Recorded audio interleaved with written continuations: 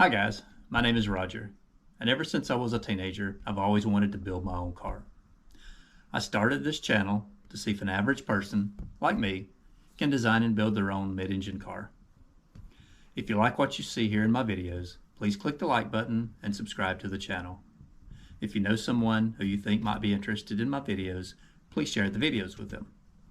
I'll be adding a new video every week, and with that out of the way, let's get started with this week's video.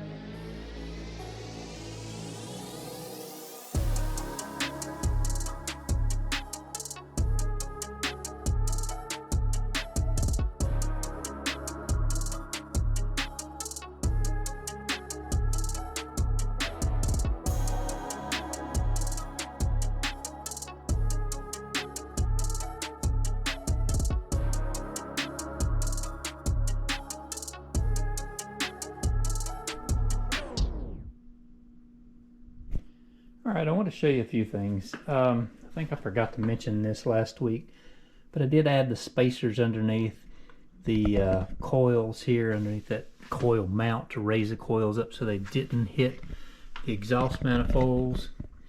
And there's a pretty good gap under there. I can get my finger in all the way around the spark plug wires in between the exhaust manifolds. So I'm hoping that that's enough clearance to keep these safe. If not, they make some covers, some shrouds I can slide over these wires and protect them a little bit more. But that is much better than it was. They were touching, and now there is there's a good 5/8 of an inch or so clearance there. Also, the fuel lines are almost finished.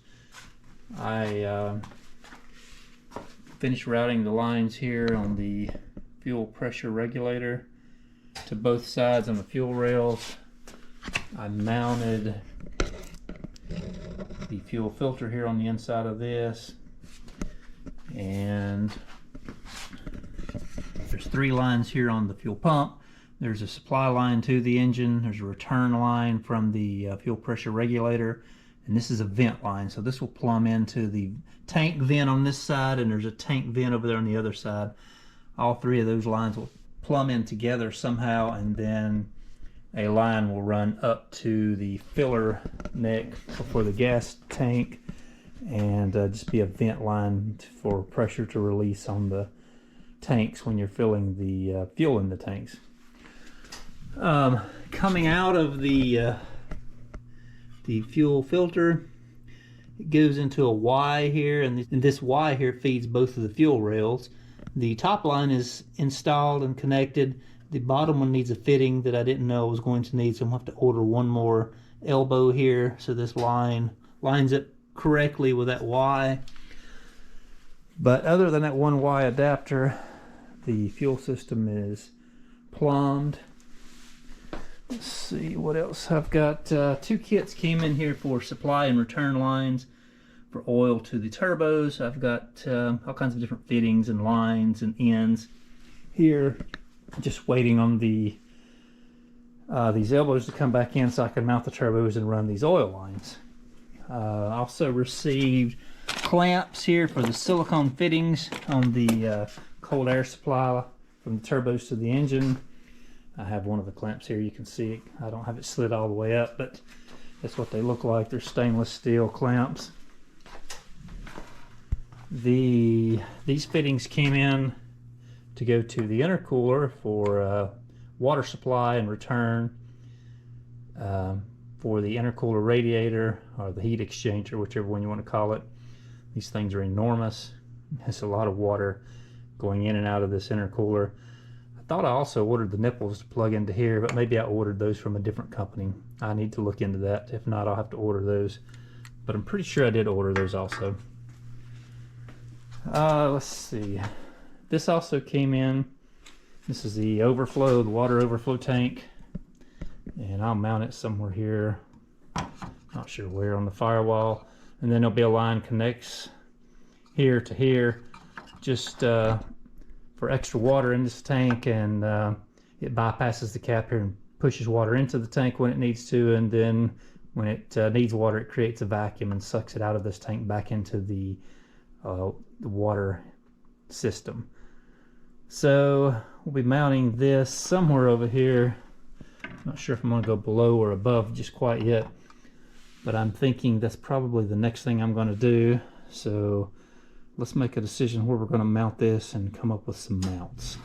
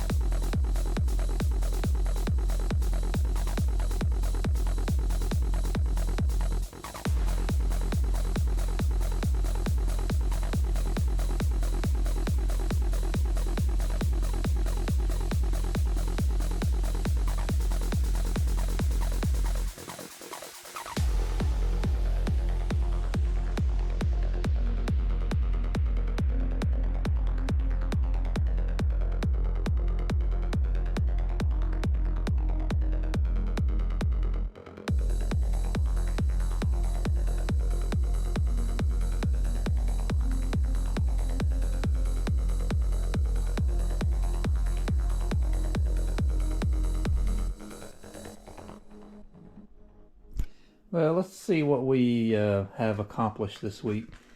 We finished running the fuel lines except for one fitting.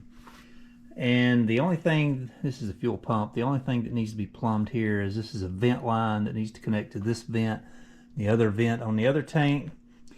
The fuel lines, the filter, and everything are finished, except for I need one 45-degree fitting to go here on this Y connector. And this fitting will make the lines run parallel to each other, and it'll make a nice transition up to the fuel rails here. I also made a little clamp here that bolts to the cylinder head just to hold these fuel lines in place so they're not moving around. And there may also be a secondary piece that attaches to this to hold these oil lines too also, but I need to see exactly which direction those oil lines run to get to the turbos before I add that piece. The hardware came in to mount the starter, and I have temporarily just stuck it up there. I need to pull the transaxle and engine back out of the car sometime in the near future, and when I do, I'll tighten that down. Let's see, what else have we done? I've started looking at the exhaust, how I'm going to run the exhaust from the turbos out to the back of the car. I don't have a clear idea on that yet, but I'm working on it. I started looking at the oil cooler here, where I'm going to place it. I think it's going to be somewhere in this general area. I don't know exactly where. I kind of need to work that around the exhaust also. So until I have the heat exchanger for the intercooler here, the exhaust pieces to make the exhaust, and the oil cooler all at one time, and figure out a game plan to fit all of that in, because they're all in close proximity to each other and it's going to be kind of tight. I guess the first thing I need to figure out is this exhaust. How am I going to run it? I have some ideas, but I need to see what's available out here for me to use, and exactly the bend radiuses and everything like that. We also mounted this expansion tank for the water for the engine coolant, and I made an aluminum piece and pushed some PIM studs in it, and it's glued in between the metal and the wood here on the firewall. That makes it a nice secure mounting block to mount things to. And the next time I pull the firewall out, I need to do the same thing here to secure this. And over here on the left, once the ECM comes in, I'm going to do the same thing to mount it on the firewall. So all those pieces will be mounted very secure. And let's see, what else? I have some things arriving here in about 2 more days. I'm hoping that they weren't listed on the packing list, but I'm hoping that these elbows with the wastegates welded in will be back. I know for sure that some other things are coming from the same company, and I'm hoping that they've put those in the same box. They just weren't on the packing list. But I'll know here in 2 more days, and I'll see what comes in. But if everything comes in from that company, we can go ahead and remount those elbows and wastegates and the turbos and start working on some of this plumbing and routing. Also, these 4 elbows, I was going to use these for the cold air side, and I marked one where I was going to start cutting it, and I took it over here to the saw. I was going to start cutting and welding those and splicing them together to make them fit. And as soon as the saw blade touched it, I realized that these are stainless steel and not aluminum. I guess I should have known by the weight, but I wasn't positive. So I'm not going to use these for the cold air side, since this is the correct size tubing and bends that I need for the exhaust. I'm going to save these for the exhaust and order some aluminum tubing for the cold air intake. So I'll get that ordered today, and hopefully it'll be here in a few days, and we can start on that cold air intake side also. But I guess that's going to be it for this week, and I will see you guys again in 1 week, and we'll continue on working on these things.